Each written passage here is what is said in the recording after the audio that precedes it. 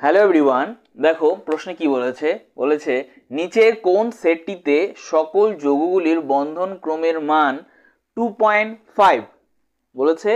এই যে এইখানে দেওয়া আছে যৌগগুলি, তাদের প্রত্যেকেরই কি হতে হবে 2.5, কোনটাতে রয়েছে সেটা আমাদের চেক করতে বলেছে। তো প্রবলেমটাকে কি করে সলভ করব, দেখো যেহেতু এগুলো যৌগ তাই এগুলো কিন্তু আমাদের এমওটি ছাড়া বের হবে না। বিশেষ করে এই বন্ধন ক্রমের মানটা আমরা এমওটি দিয়েই করেছিলাম, তাই না? তো এগুলোর প্রত্যেকটা যদি এমওটি দিয়ে বন্ধন ক্রম বের করতে চাই তো অনেকটা সময় লেগে যাবে, তাই আমাদের শর্টকাট মেথডে কিন্তু প্রবলেমটাকে সলভ করতে হবে। ওকে, কি সেই শর্টকাট মেথডটা? এর আগের ভিডিওগুলোতেও আমি দেখিয়েছি, ডিটেলসে করিয়েছি।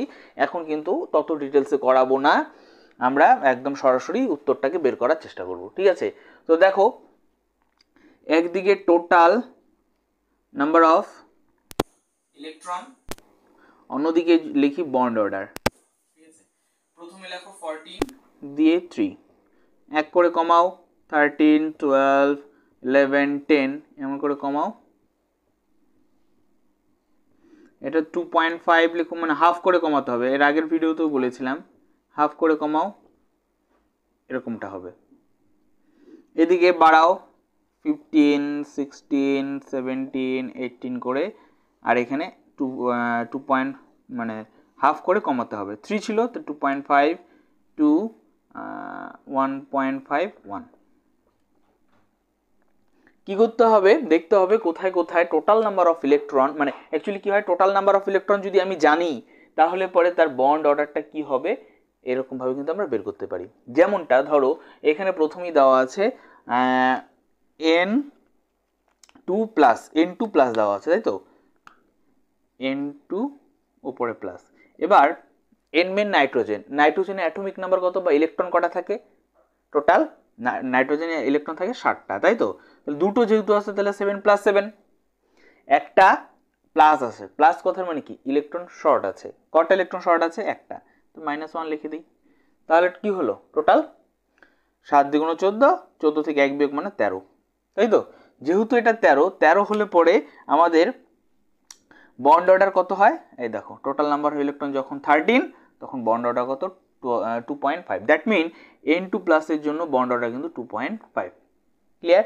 তাহলে দেখো এখানে N2 প্লাস আছে, তাহলে এটার জন্য কত হবে বন্ড অর্ডার? 2.5। It's fine. এখানেও N2 প্লাস আছে, তার মানে এর জন্য 2.5। ওকে, এখানে আছে, এখানে রেখে দিই 2.5। ওকে, দেন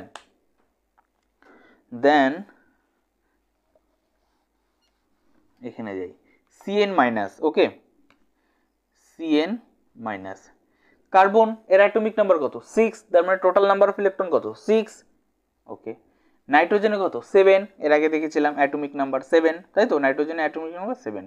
যেহেতু মাইনাস আছে উপরে, মাইনাস থাকলে কি করতে হয়? প্লাস করে দিতে হয়। যেহেতু একটা মাইনাস আছে তাই 1 প্লাস করে দিলাম। ওকে, তাহলে কত হলো এখানে? 14, তাই তো। 14 মিনস হচ্ছে গিয়ে কত? 14 মিন 3, দ্যাট মিন এর বন্ড অর্ডার কত হয়ে যাবে? 3, right? 3 bond order. Cn minus যেগুলো আছে 3, এটা তো আছে 3, এখানেও আছে 3, তাই না? Cn minus Cn minus Cn minus বলেছে নিচের কোন সেটটিতে সকল যৌগগুলির বন্ধন ক্রমের মান 2.5 হবে। ওকে, তাহলে তো Cn মাইনাস সবগুলোতে দেখছি, দাঁড়াও দেখি ভুল আছে নাকি প্রশ্নটা। হ্যাঁ দেখো এখানে অ্যাকচুয়ালি মাইনাসটা ছিল না, ঠিক আছে, ভুল করে আমি লিখেছি, তো এখানে মাইনাস নেই, দ্যাট মিন এটা কিন্তু নয়।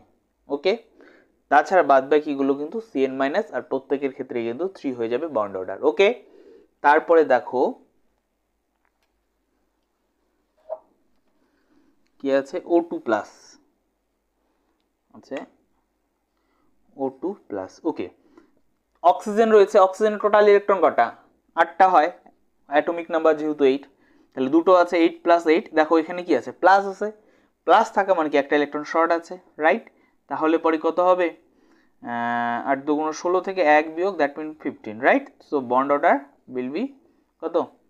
16 মিন, না সরি 15, তাই না? 15 মিন হচ্ছে 2.5, রাইট?